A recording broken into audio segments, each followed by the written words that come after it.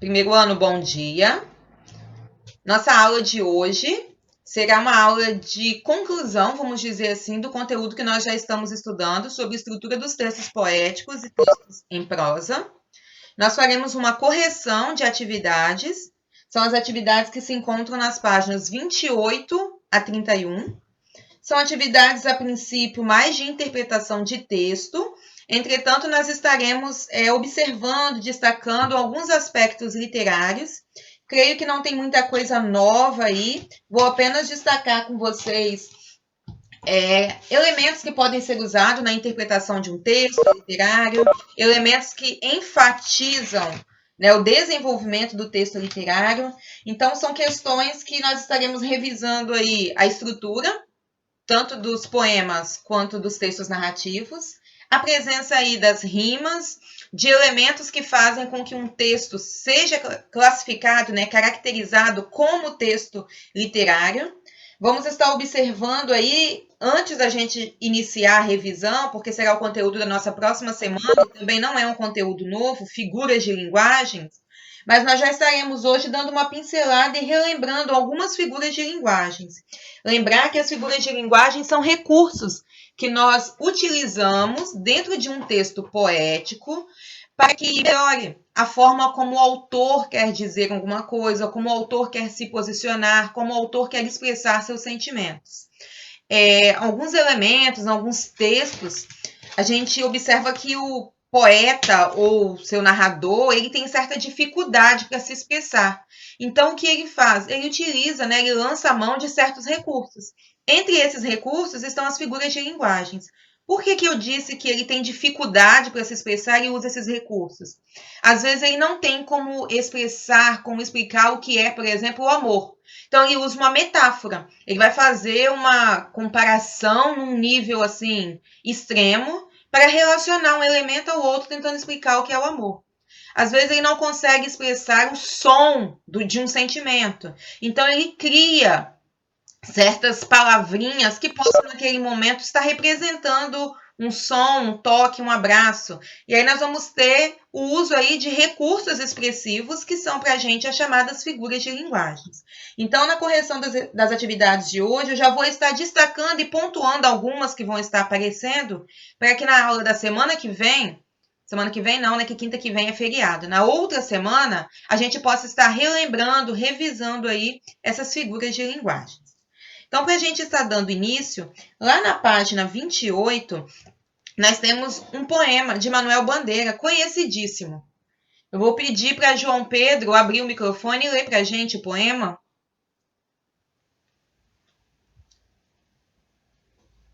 João Pedro.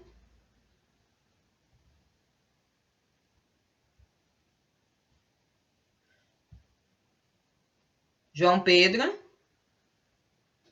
Oi, professora, desculpa. Lê para mim a questão 1 aí. Ok.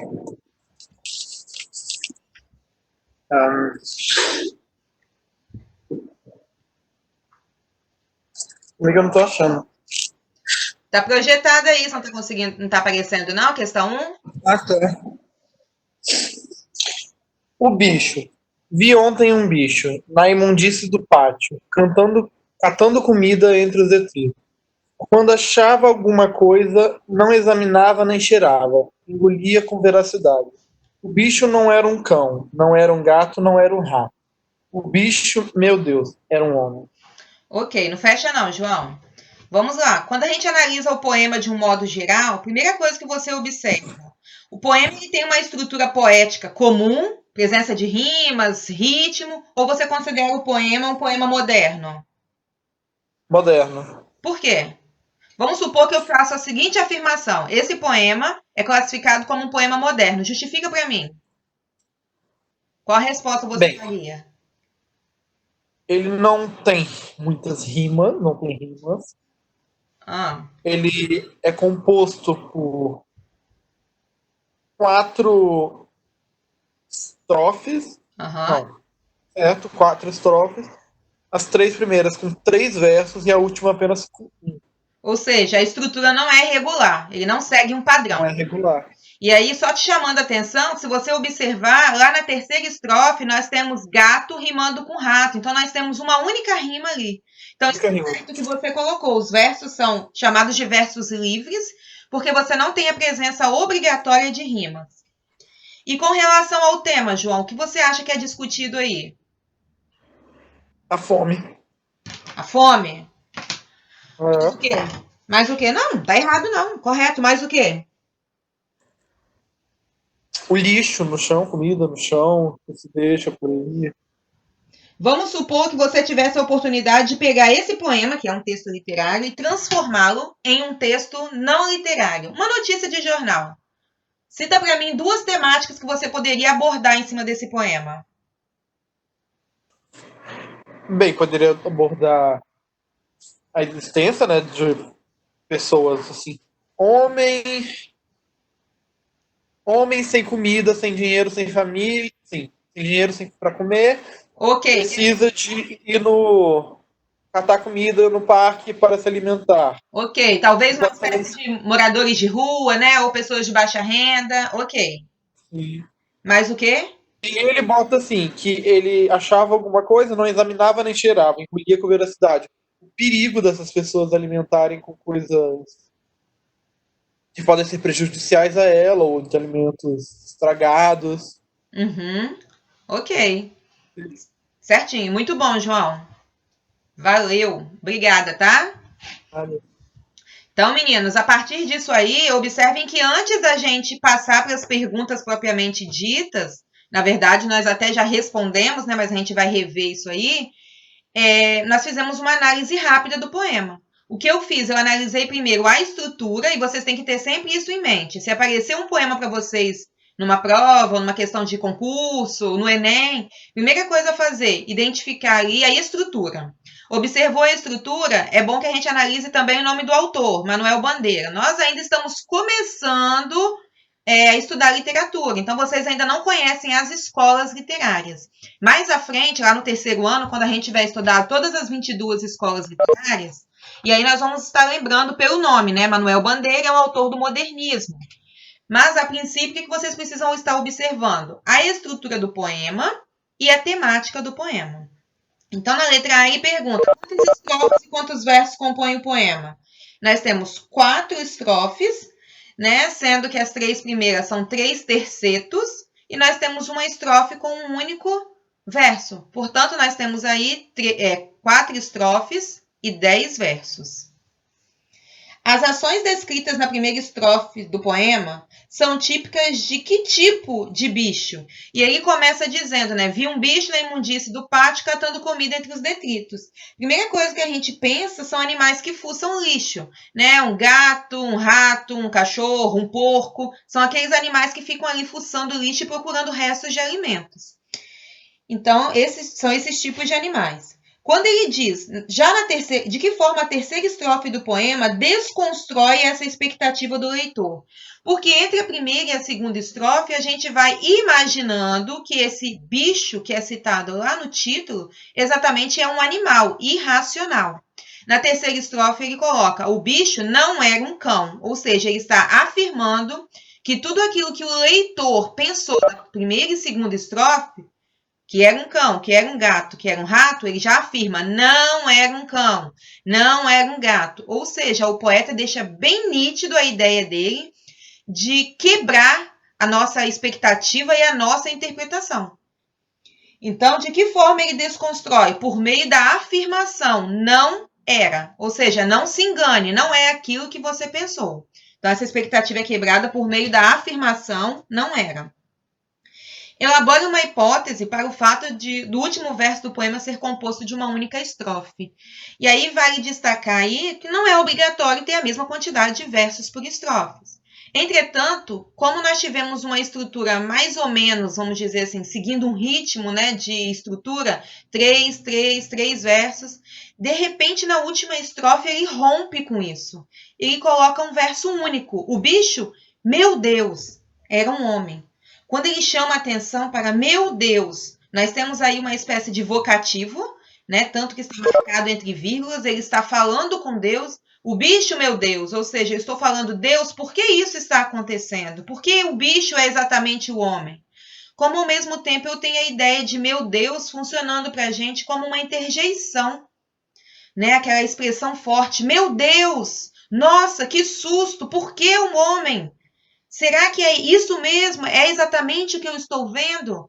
Então, o último verso, ele traz para a gente essa ideia de surpresa por parte do poeta.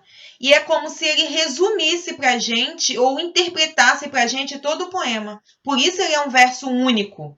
É um verso que já traz toda a significação aí do poema. Eu creio que é um poema bem conhecido, né, de vocês. É um poema bem... Vira e mexe aparece aí, bem citado, quando a gente analisa textos poéticos. Ok, pessoal? Primeira questão? Perguntas, comentários? Nada? Tá dando para acompanhar ou eu falei um pouquinho rápido dessa vez? Só para eu poder... Só sinalizam aí para Tá mim. dando para acompanhar, sim. Tá dando para acompanhar? Ok. Tá. Tá, se alguém precisar dizer alguma coisa, se achar que tá rápido ou perdeu alguma coisa, vão me pedindo aí para eu poder dar uma pausazinha, uma paradinha. A questão 2, nós temos um soneto. E aí, nessa questão 2, eu vou pedir para a Carol, que está aí, abrir o microfone e ler para a gente. Carol?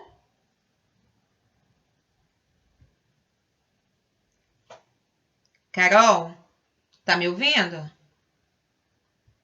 Professora, aqui tá muito barulho. Então tá. Ana Luísa Messa, você pode abrir o microfone?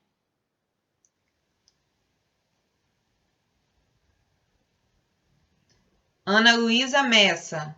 Tá me ouvindo, amor? Oi, professora. Tá me ouvindo? Bem, você pode responder a segunda questão? Você quer que eu leia primeiro? Isso. Tá bom. Vamos lá, então. Eu vou ler aqui direto maior amor, nem mais estranho existe que o meu, que não sossega a coisa amada. E quando a sente, alegra, fica triste. E que a se vê contente dá risada.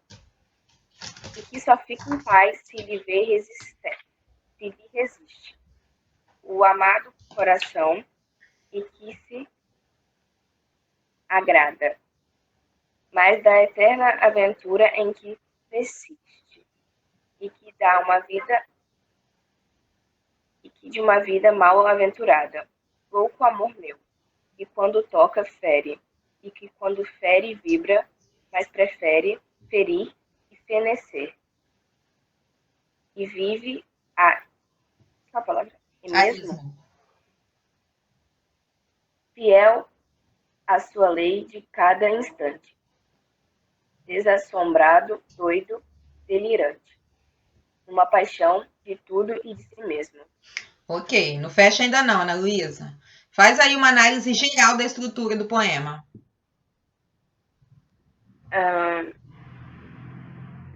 É dividido em versos.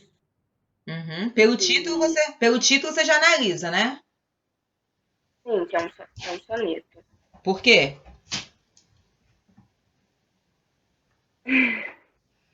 Qual é a estrutura do soneto? Dividido em versos? Não, todo poema aí tem versos. Se eu afirmasse na prova assim, esse poema é um soneto, por quê?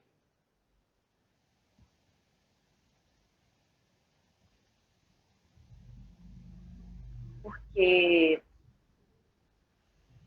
sei. Primeiro ano, qual é a estrutura do soneto? Quem poderia responder? 4-4-3-3. Isso! 2 quartetos, 2 tercetos. 4-4-3-3. Certíssimo. Muito obrigada aí, Arthur. Ana Luísa, tá aí? Sim. E qual é a temática do poema?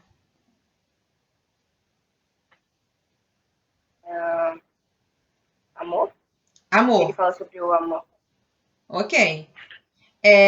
O poema, ele apresenta aquela preocupação com o uso de rimas e ritmo? Rimas e ritmo. Há rimas no poema? Não. Ah, Oi? sim. Dá um exemplo para mim de rima.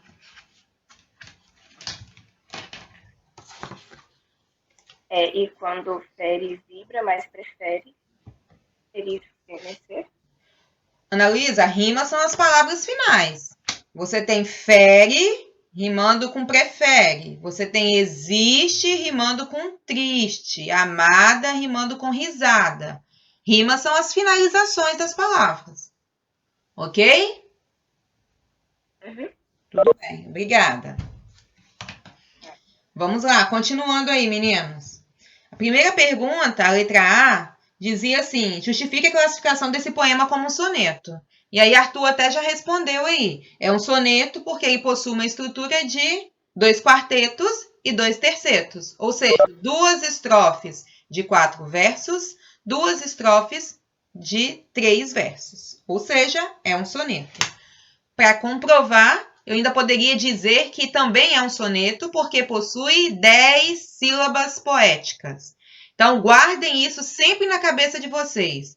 Toda vez que vocês ouvirem dizer que é um soneto, precisa ter 4 estrofes, sendo 2 quartetos e 2 tercetos, precisa ter rimas e nós vamos ter sempre 10 sílabas poéticas. É padrão, tá? Vamos dizer assim, é decoreba isso aí.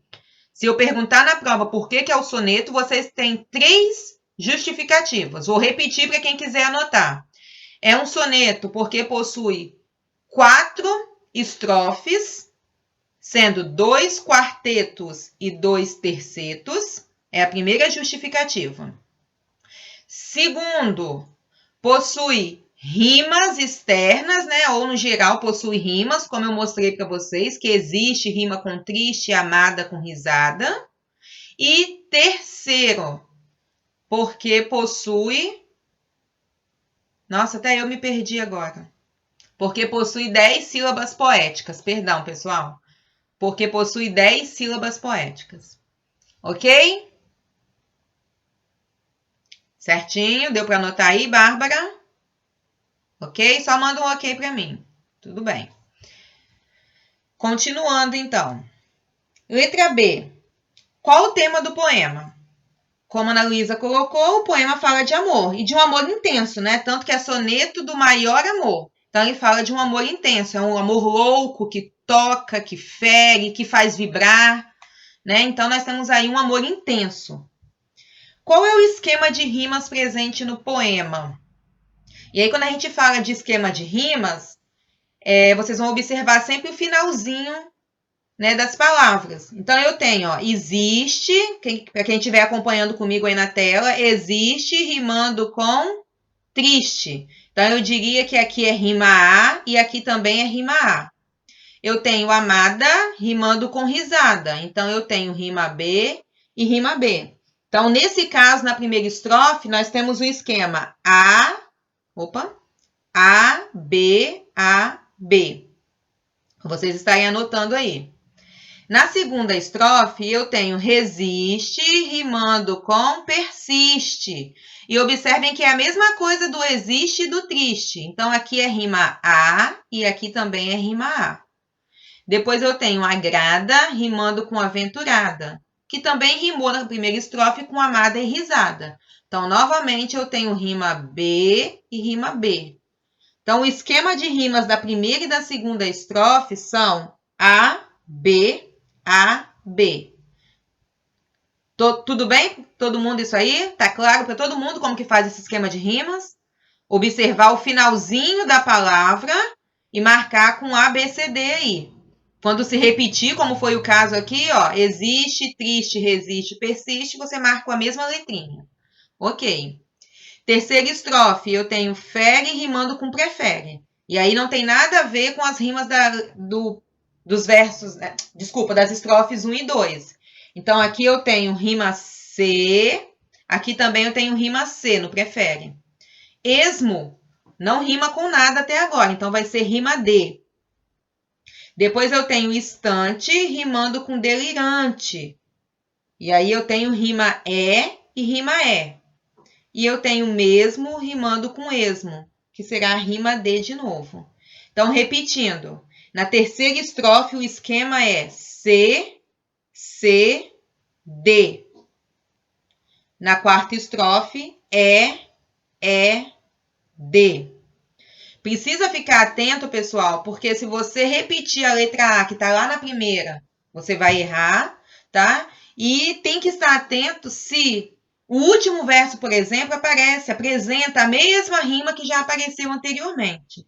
Sempre marcar rimas iguais com a mesma letra do alfabeto. Se tem a mesma terminação, será sempre A. Se depois eu tenho outra terminação, todas serão rima B. Ok? Repetir para alguém esquema de rimas aqui ou tranquilo? Sinalizam para mim se está tudo ok. A rima, nesse caso aqui, são rimas externas. Então, quando ele falar de rima no geral e ele não dizer se é interna ou externa, quando ele perguntar apenas esquema de rimas é o final. Ok, João Pedro, que fez a pergunta? Agora, se ele dissesse, indique rimas externas, aí você vai procurar lá no interior dos versos, né, palavrinhas que possam estar rimando. Quando eu pergunto esquema de rimas, são as terminações dos versos, as palavras que terminam os versos, as finalizações das palavras de cada verso. Certinho? Ok. Questão 4 já é uma questão de interpretação e tem que ficar atento. A questão, letra D, desculpa. Porque ele diz assim, que as rimas, elas indicam apenas proximidade sonora ou é possível estabelecer uma relação de sentido. Por que eu disse que tem que ficar atento? Porque às vezes a gente pensa assim, a rima é apenas para dar uma questão sonora, para produzir um ritmo. Só que nesse caso aqui, ele colocou existe e triste. E observem que há uma relação de sentido. Por quê? É como se a existência da pessoa fosse triste. É como se a pessoa amada pudesse dar risada. Então, ele não só quis provocar um ritmo no poema, não foi só uma questão de som, mas também se preocupou em fazer com que as palavras tivessem um sentido. Aí acompanhe comigo lá no poema. Ó. Existe triste, ou seja, a existência da pessoa é triste, mas ela resiste e persiste. Estão acompanhando comigo como eu estou fazendo análise usando apenas os termos finais? A existência da pessoa é triste, mas ela resiste e persiste. A pessoa amada dá risada, e isso a agrada, a transformando numa bem-aventurada. Ou numa mal-aventurada, perdão. Ou seja, numa pessoa que consegue suportar as coisas.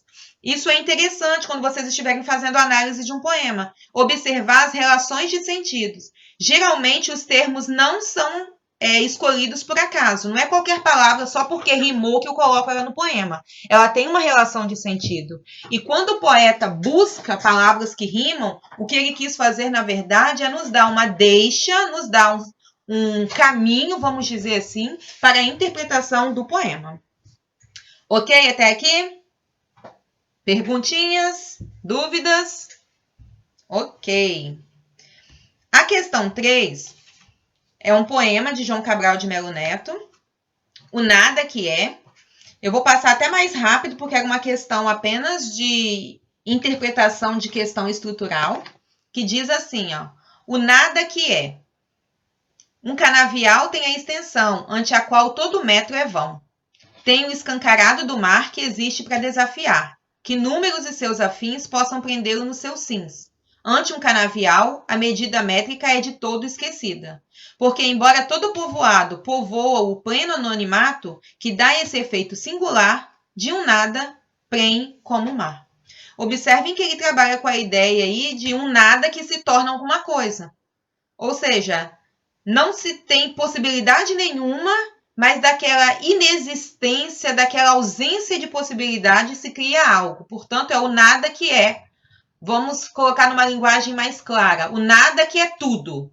como se ele quisesse dizer assim. E ele começa trabalhando com a ideia da extensão, da ideia do nada, do vazio, que ele compara aí a um canavial. E no final, esse nada, que era tão grande e extenso, se torna algo prenhe, ou seja, pronto a dar à luz, pronto a trazer uma coisa nova, como o mar, que é grandioso, que é infinito e que traz para a gente todo esse ar, esse clima de mistério. Alguém tinha pensado numa interpretação diferente ou alguém não tinha entendido dessa forma? Alguém gostaria de comentar o poema? Talvez vocês não tenham passado por essa, não tenha passado pela cabeça de vocês essa interpretação, vocês não tenham partido desse princípio, né, de que nada se transforma em alguma coisa, e quando ele finaliza dizendo que o mar, né, é como algo que está prenhe, ele traz para a gente essa ideia de imensidão, de grandeza aí. Algum comentário? Opa! Então, ninguém, gente? Todo mundo falando ao mesmo tempo assim, né? Então, nós temos aqui um poema que vai trabalhar com a ideia do emocional contido, ou seja, há uma emoção contida. Tanto que ele diz que ante um canavial, a medida métrica é de todo esquecida. Ou seja, diante da imensidão do canavial, isso está aqui na quarta estrofe que eu estou mostrando para vocês, diante da imensidão do canavial, o que nós temos ali é toda uma emoção contida. Você até esquece como são as coisas aí fora. A emoção é tamanha que você fica sem saber como representá-la. E aí, nesse caso, nós vamos marcar como a resposta correta a letra B, porque nós não temos um soneto, então nós não teremos 10 sílabas poéticas, e na hora de fazer a divisão silábica, nós teremos 8 sílabas que traduzem a visão de uma poesia de expressão emocional contida. Então, a resposta aí é a letra B de bola. Alguma pergunta?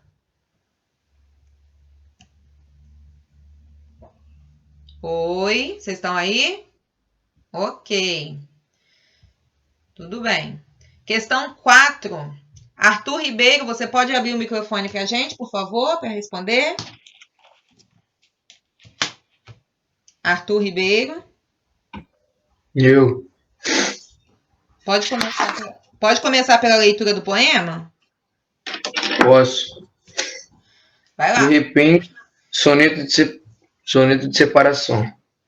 De repente, do sorriso fez-se o pranto, silencioso e branco como uma bruma, e das bocas unidas fez-se a espuma, e das mãos palmadas fez-se o espanto.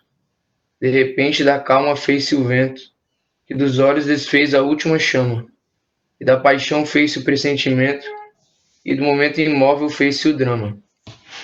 De repente, não mais que de repente, fez de triste o que se fez amante, e de sozinho o que se fez contente. Fez do amigo próximo distante, fez da vida uma aventura errante. De repente, não mais que de repente. Vai lá rapidamente, análise da estrutura e depois o comentário sobre o tema. É um soneto, né, por causa da estrutura na 4433, Ok.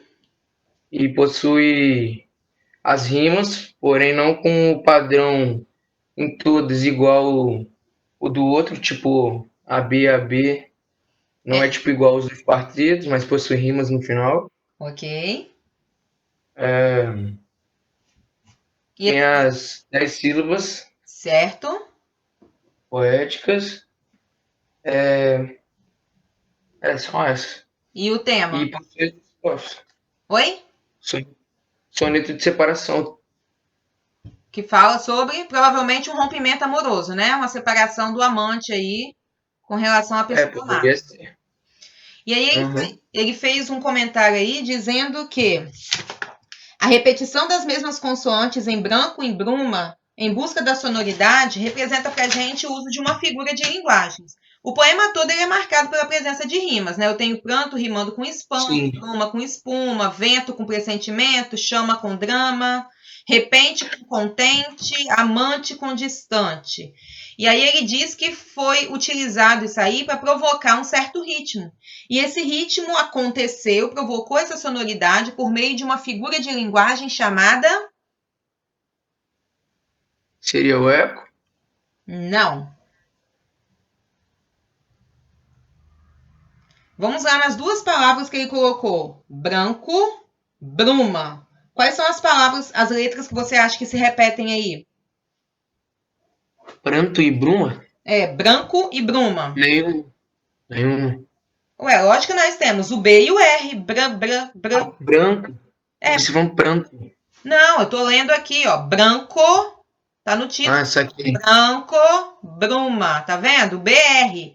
O B e o BR juntos. Então, nós temos ali a repetição de duas consoantes. Portanto, nós temos uma figura de linguagem chamada aliteração. Resposta à letra B. A aliteração é uma figura de linguagem marcada pela repetição de consoantes. Ok, Arthur? Saquei. Se fosse vogais, se fosse o som do A repetido ou do O, seria assonância. Trocadilho é apenas o uso de termos para dar um outro significado. Eco é apenas para dar som, não teria reação nenhuma. É como se todas as palavras terminassem, por exemplo, no O, A, entendeu? Só para dar o eco mesmo. E pleonasmo é aquela repetição do entrar para dentro, subir para cima. Então, o som aqui, ele é provocado pela repetição de consoantes, que é a aliteração. Muito obrigada, Arthur. Nada. Pessoal, questão 5. Maria Clara, primeiro ano B, pode abrir o microfone para responder?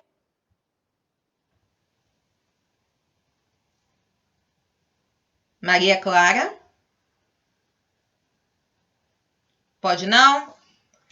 Isabela, primeiro B.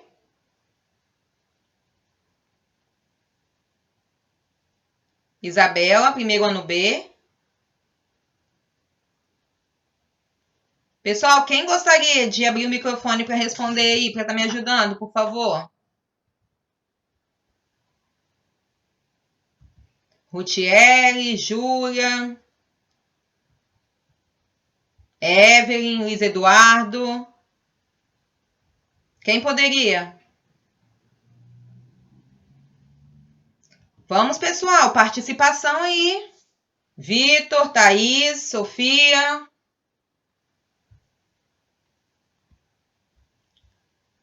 Questão 5, ela traz um poema da curitibana Alice Ruiz, que diz assim, ó.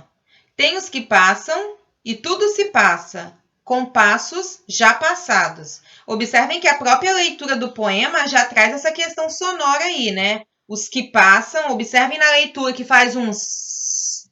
Todos os que passam e tudo se passa com passos já passados. Tem os que partem da pedra ao vidro, deixam tudo partido. Se lá na primeira estrofe eu tinha o som do P e do S, que ficavam ali, na segunda estrofe eu tenho o P novamente repetido. Partem pedra partido. E tem, ainda bem, os que deixam a vaga impressão de ter ficado. Eu tenho aí também uma certa repetição desses, né? Deixam impressão. Então, novamente, eu tenho que chamar a atenção, e quando a gente está lendo, a gente precisa observar isso, desses recursos que o autor utiliza para provocar aí o ritmo, para provocar um som. Aí eu quero que vocês estejam lembrando da nossa aula retrasada, quando eu coloquei para vocês aquele poema da onda, que conforme a gente ia lendo, né, a onda anda, onde anda, havia toda uma necessidade do poeta de nos fazer entender ou sentir o movimento da onda. E aqui eu tenho como se algo ficasse fazendo uma ideia aí de algo que a gente não consegue identificar o que é, até porque o poema está falando de quê? Passagem do tempo. Das coisas que passam. Então, as coisas que vão passando e vão ficando para trás e vão sendo atropeladas. Por isso, essa ideia de algo que vai surgindo e que vai deixando o passado, né? Esse que aparece aí é a ideia de alguma coisa que está tirando, que está deixando para trás. Qual é o recurso expressivo utilizado aí no poema? E aí nós temos aí novamente a questão da aliteração, né? Que é a repetição de consoantes. Então, eu tenho a aliteração com 3 consoantes. Quais são as consoantes que se repetem aí no poema todo? A aliteração desse poema é provocada por quais consoantes? Podem responder no chat aí. Quais são as consoantes que se repetem?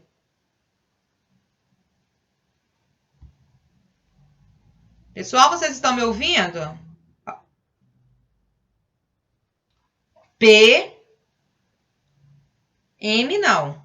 O P tudo bem. P, T, S, tem até mais uma. São 4, na verdade. Então, nós temos o P, o T, o S. Essa outra passa um pouquinho mais despercebido, mas nós temos o X aqui, Júlia, ele tem som de S. Nós temos o D, que aparece aí, ó. Deixam de, né? Tem os que passam, tudo se passa. Aí nós temos um D repetido aí no vidro, no partido. Então, nós vamos ter a repetição, né? A aliteração causada pela repetição de S, P, T e D. Ok, pessoal? S, P de pato, T de tatu, D de dado. E que ideias esse recurso ressalta? Como eu já disse para vocês, a ideia da passagem do tempo, de coisas que vão passando e que serão atropeladas aí. Na letra C, o poema se constrói com base nas ideias de passagem e afastamento. Indique de que modo teria se dado esse afastamento, considerando a segunda estrofe do poema. Na segunda estrofe, ele diz assim, ó. Tem os que partem da pedra ao vidro e deixam tudo partido. Então, a ideia da pedra para virar vidro, vamos imaginar aí que é um pedaço de pedra que se quebra e que, portanto, vai ser trabalhado, né, até se transformar num pedaço de vidro.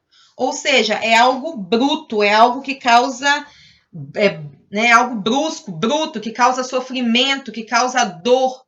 Portanto, quando ele diz lá na segunda estrofe, ele faz essa comparação da passagem do tempo com a pedra que se transforma em vidro. O que ele quis nos chamar a atenção é de que quando o tempo passa, quando as coisas passam, deixam marcas profundas que podem causar dor, sofrimento, angústia, ou que podem exigir um certo trabalho para serem esquecidas, para serem deixadas de lado, para serem superadas.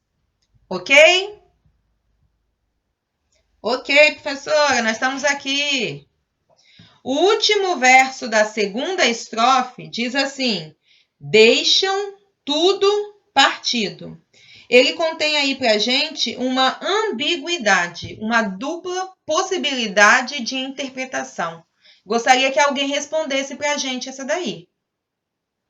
Deixam tudo partido. Qual a ideia que vocês têm aí?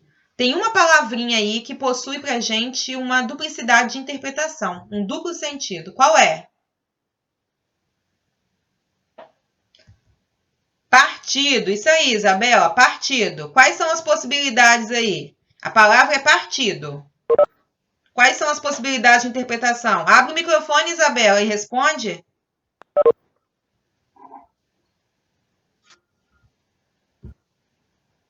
Isabela?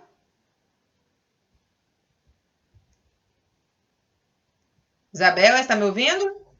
Ela falou que está sem microfone, professora, mas ela falou de partido de quebrado e partir. Ela colocou aqui. Ah, tá. Partido de partir e partido de quebrada, porque só chegou agora.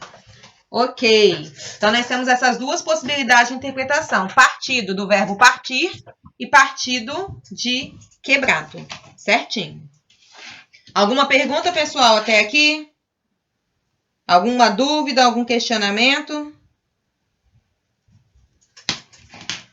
Então, vamos lá para a questão 6, que é uma questão em cima de um texto, né, que é um conto de Clarice Lispector. A gente não vai ler o conto, porque eu espero que vocês já tenham lido. E estejam atentos quando trazem esses contos, quando vocês estiverem analisando, para observar os elementos da narrativa. Sempre que vocês lerem um conto, né, façam já aquela análise mental. Qual é o enredo, qual o tipo de narrador, quem são os personagens, qual é o espaço onde se passa a narrativa e qual é o tempo. São elementos essenciais para a gente estar entendendo esse texto aí em prosa. E aí eu tenho um texto de Clarice Lispector, cujo tema é o líder. E aí quando você tem a ideia de líder, você já pensa em alguém que lidera e que tem um certo poder sobre as pessoas. A ideia de liderar é a ideia de que ele vai Não necessariamente ele deveria impor sua vontade, né? Muitas vezes isso acontece, mas não seria esse o objetivo de um líder. Mas a ideia de que é alguém que vai direcionar, que vai coordenar a ação das coisas, que vai orientar as pessoas que estão sobre sua responsabilidade. E nesse texto aqui, nós temos um homem que tem um sono agitado, porque ele é um líder, né? Provavelmente ele tem um trabalho que durante o dia demanda dele, né? Exige dele esse comportamento, mas ele se torna uma pessoa angustiada. Ele não se sente um bom líder. Ele não se sente alguém preparado para isso. Então, ele é uma pessoa que dorme, quando coloca a cabeça no travesseiro à noite, é alguém que dorme agitado, que dorme angustiado, que gostaria de não ter que passar por essa preocupação. E aí, quando ele acorda agitado, ele vê que é só um sonho, o conto termina dizendo: sonhou que era um líder de pessoas vivas. Ué, mas como assim? Então ele não era um líder de pessoas vivas no dia a dia? Sim e não. As pessoas eram vivas, mas não tinham direito à fala, não tinham direito de opinar. E no sonho, as pessoas, para quem leu o conto aí, observa que as pessoas vão para cima dele, as pessoas impõem sua vontade e seu pensamento. Entretanto, o conto todo se passa numa ideia de sonho, de mistura para a gente entre o dia a dia, o cotidiano dele, que é essa vida agitada, e o sonho, né, que é a possibilidade de uma outra vida, uma possibilidade de interpretação. Então, o poeta fica preso entre o sonho e a imaginação, a realidade e a irrealidade, vamos dizer assim, o que é irreal, o que é imaginado. O texto, então, ele nos conta uma história de caráter universal, porque ele traz um tema aí que é essa dificuldade que muitas pessoas têm de estar liderando, de estar se colocando como um bom líder. E uma das estratégias para se alcançar esse efeito de universalidade, ou seja, para se discutir essa questão aí de que é um tema que em qualquer momento pode ser falado, em qualquer momento pode ser discutido, está relacionada com qual característica do texto? O que vocês marcaram? Tem uma característica no texto que se destaca, portanto, transformando o texto em um texto de caráter universal. Qual é a característica? Ele diz ausência de foco narrativo na letra A. Só que nós temos um foco narrativo bem destacado. Nós temos um narrador em terceira pessoa. Então, isso não acontece. Exploração das sequências descritivas. Nós não temos preocupação com a descrição. Nós temos um foco aí na narração. Como é o sonho, como é a vida. Então, há uma preocupação aí com a narração. Indeterminação do espaço espacial. Ou seja, o local onde acontece a narrativa. A gente sabe exatamente onde acontece a história? Você tem no trabalho dele, mas qual é o trabalho dele? No sonho, mas em que local ele está no sonho? E a resposta, meninos, é a letra C. Você não tem um espaço, nem físico e nem imaginário, determinado. Observem que ele é um líder, o povo o ameaça, mas ele está onde? Ele está no trabalho, ele está na rua, ele está numa empresa, ele está em casa. Nós temos indeterminação do espaço. Por que não é a letra D? Especificação das circunstâncias temporais. Nós temos um tempo bem marcado. O tempo do dia, que é o trabalho real, e o tempo da noite, que é o momento do sonho. Conseguiram entender aí os meninos que responderam? Dizendo que era a letra D? Arthur, Gabriel e Vitor. Por que não é a letra D? Porque quando ele diz assim, circunstâncias temporais, você tem o tempo bem marcado. O tempo real, que é durante o dia, quando ele está no trabalho, e a noite, quando ele sonha, imaginando-se esse líder. Ok, pessoal? Por que é a letra C? Tranquilo para todo mundo? Então, dando continuidade aí, na questão 7, nós temos um poema de Ricardo Ramos. Também, Isabela colocou letra A. Ah, tá. Ok. Nós temos um poema de Ricardo Ramos. E é um poema que foi escrito assim, chamando muita atenção da gente, porque ele não tem uma escrita comum. Não é um poema escrito no esquema tradicional, vamos dizer assim, em versos, começa por aí. Desculpa, é um texto, né? Deixa eu retomar aqui. Desculpa que eu estou na questão errada aqui, gente. É um conto, desculpa, não é um conto escrito no esquema, né, ou na estrutura comum que a gente está acostumada, que são parágrafos, né, vários parágrafos. Aqui nós temos um parágrafo único, então não é um conto naquela estrutura comum que nós estamos acostumados. Nós temos várias palavras que são colocadas uma após a outra, marcadas apenas por uma vírgula. Então, eu não tenho a presença de vírgula, ponto final e um outro parágrafo. É um texto único, formado por um parágrafo único, formado por várias palavras que vão se sobrepondo uma após a outra, e depois de um certo conjunto de palavras, eu tenho um ponto final.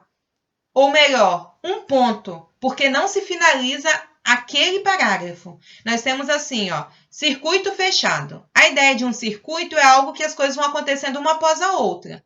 Fechado porque você, né, começa em um lugar e termina nesse mesmo lugar. Você faz um círculo, no caso um circuito, e volta para o mesmo lugar. E aí eu vou ler só um pedacinho, porque ele diz assim, ó, chinelos, vaso, descarga, ponto. Ou seja, nós já temos toda uma ideia aqui. O texto todo ele é composto apenas de substantivos. Nós não temos verbos que delimitam ações, nós não temos aqui o uso de outras classes gramaticais, como adjetivos, pronomes, conjunções, interjeições. Então, nós não temos estruturas textuais formadas.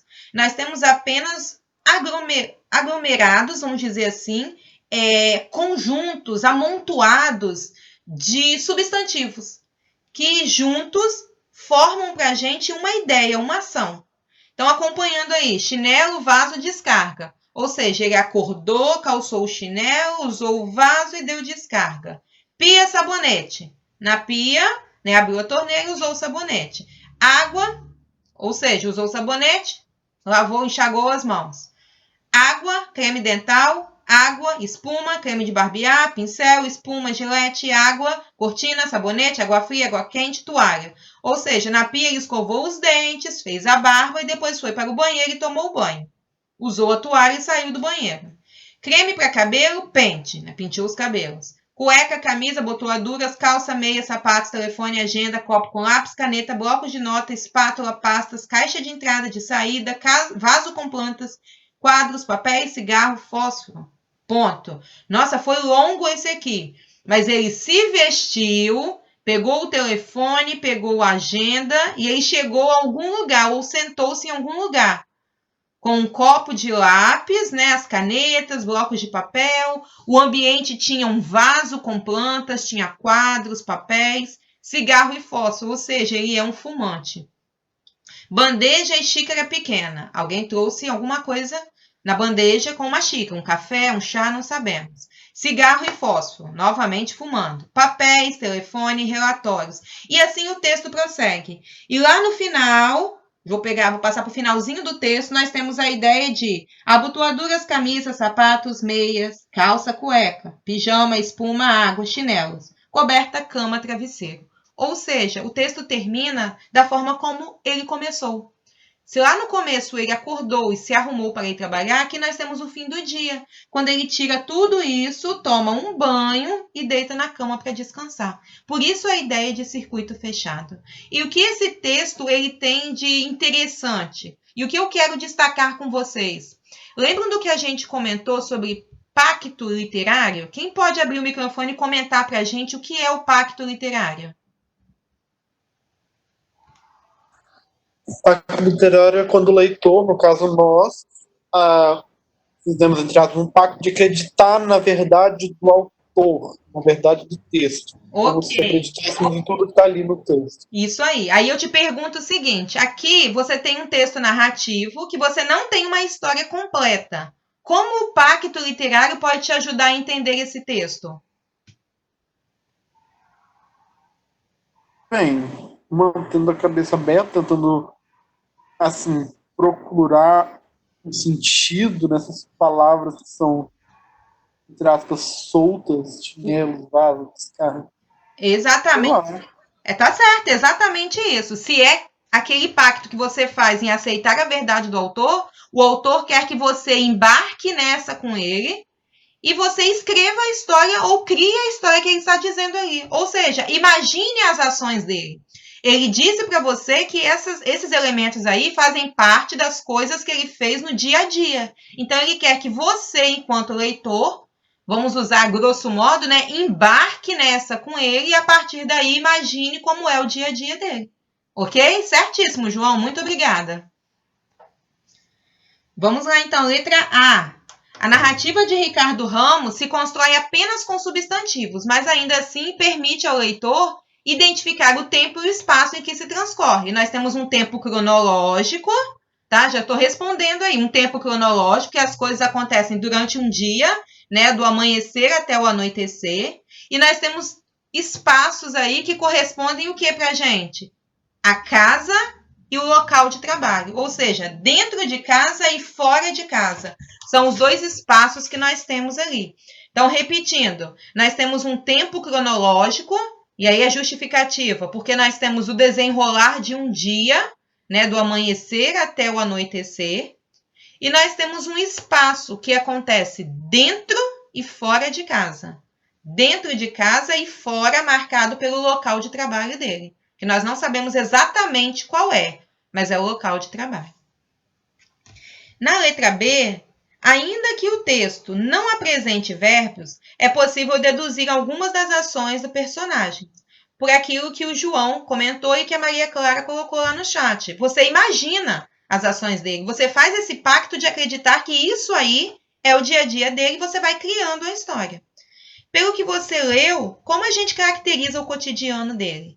Vale destacar, meninos, que nós não temos claramente ali a profissão dele ou como ele é, mas a gente vai deduzindo. Ele é alguém que fuma muito, ele é alguém que tem uma vida agitada, e aí a gente poderia supor, né, que no cotidiano dele ele participa de muitas reuniões, ele faz muitas anotações, então nós poderíamos supor que ele seja, como ele trabalha com muitos papéis, lápis, não sei se vocês observaram, um quadro negro e giz, nós poderíamos supor que talvez ele fosse. Exemplo aí de profissões que vocês sugeririam.